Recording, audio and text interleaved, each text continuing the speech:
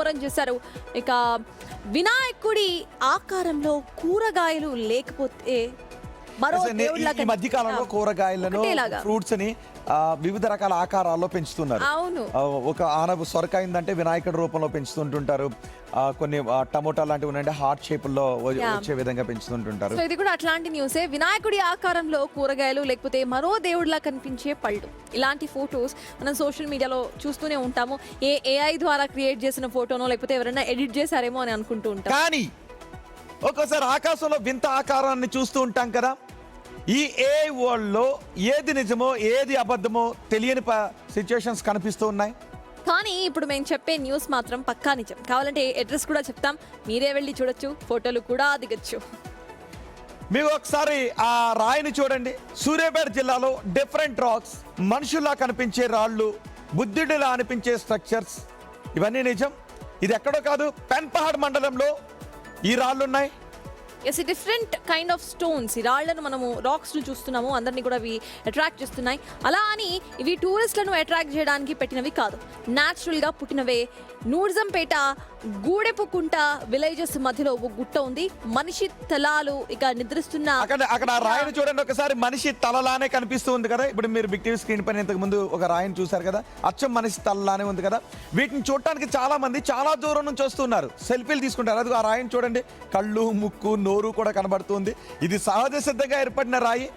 Yes, so పర్యావరణం చాలా అద్భుతంగా ఉంటుంది అనే దానికి ఇది ఒక సంకేతం. సో ఏది ఎలా జరుగుతుందో తెలియదు, చూడడానికి చాలా ఎగ్జాక్ట్గా ఇందాక రోహిత్ చెప్పినట్టు ఒక మనిషిలానే కనిపిస్తుంది, కళ్ళు, ముక్కు, నోరు లాగా. సో వీటిని చూడడానికి చాలా మంది ఇప్పటికే చాలా దూరాల నుండి సెల్ఫీస్ దిగడానికి, ఫొటోస్ దిగడానికి అక్కడికి వస్తున్నారు.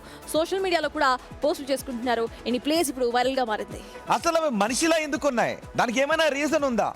లోకల్ పబ్లిక్ వస్తున్న ప్రశ్నలు ఇవే. ఆర్కియాలజీ డిపార్ట్మెంట్ వాళ్ళు రావాలని, వీటి హిస్టరీ ఏంటో తెలుసుకోవాలని డిమాండ్ చేస్తున్నారు.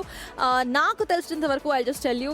సో జనరలీ రాక్ ఫార్మేషన్స్ జరుగుతూ ఉంటాయి. రాక్ ఫార్మేషన్స్ జరిగినప్పుడు ఒక్కొక్కటి ఒక్కొక్కలాగా ఫామ్ అవుతూ ఉంటాయి. సో అవి ఆప్టికల్ ఇల్యూజన్స్ మనకి క్రియేట్ చేస్తాయి. ఫర్ ఎగ్జాంపుల్ ఆకాశంలో చూసినప్పుడు ఒక్కొక్కసారి అక్కడ ఏదో ఉన్నట్టు కనిపిస్తుంది. దూరంగా ఉన్న కొండలు చూసినప్పుడు ఆ కొండలో ఒక మనిషి నిద్ర.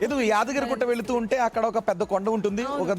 ఒక యాంగిల్ లో చూస్తే ఏనుగులా కనిపిస్తూ ఉంటుంది, ఒక యాంగిల్ లో చూస్తే తాబేల్లా కనిపిస్తూ ఉంటుంది. Correct, exactly. సో ఇట్లాంటివి రాక్ ఫార్మేషన్ ఒక్కొక్క మాదిరి జరుగుతుంటే వాటిని మనము మనకి తెలిసిన వాటితో పోల్చుకుంటూ ఉంటాం. కాబట్టి ఇది ఒక optical illusion. In case archaeology department వస్తే ఆ రాక్ ఎప్పటిది అనేది మేబీ కనుక్కునే అవకాశం ఉందేమో. ఎట్ ది సేమ్ టైం దీన్ని ఒక టూరిస్ట్ ప్లేస్ లా కూడా చేస్తే బాగుంటుంది అనేది ఒక ఆలోచనగా కూడా వినిపిస్తోంది.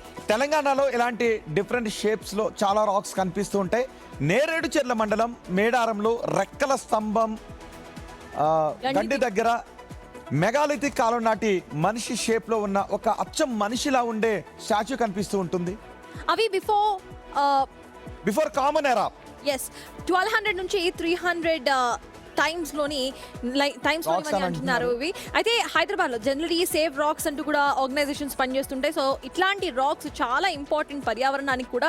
సో ఈ రాక్స్ చూడండి, మీరు ఒక రాక్ ని మనం చూస్తున్నాము పూర్తిగా ఎలా ఉందో మనిషి ఆకారంలో, అంటే మొహం ఆకారంలో. సో అక్కడ ఇంకా చాలా రాళ్ళు ఉన్నాయట, ఋషుల ఆకారంలో కూడా ఉన్నాయట. ఎస్, సో వరంగల్ జిల్లాలోని కొత్తూరు, మెట్లగూడెం, భూపతిపురం, ఇక బొమ్మాయిగూడెం, మంగపేట, మల్లూరు, ఇక కొడాకండ్లలో ఈ విలేజెస్ లో కూడా ఇలాంటి రాక్సే కనిపిస్తున్నాయి.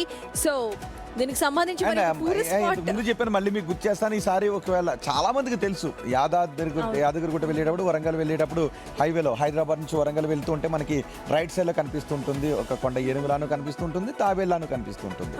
అండ్ తిరుమలలో ఇది భక్తుల విశ్వాసంతో కూడుకున్నది. తిరుమలలో కూడా ఒక కొండ పైన వెంకటేశ్వర స్వామి అలా నిలబడిన ఆకారంలో కనిపిస్తుంటుంది.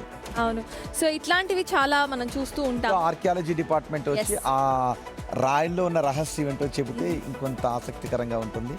సో ఎస్, మరి ఆ రాయిని అక్కడే ఉంచి దాన్ని టూరిస్ట్ స్పాట్ చేస్తారా, లేకపోతే ఆ రాయి ఇప్పుడు పాపులర్ అయిపోయింది కాబట్టి దాన్ని అక్కడ నుండి ఇంకొక చోటకి తీసుకెళ్ళి ఏమైనా మ్యూజియంస్లో అట్లా ఏమైనా పెడతారా అనేది చూద్దాము. సో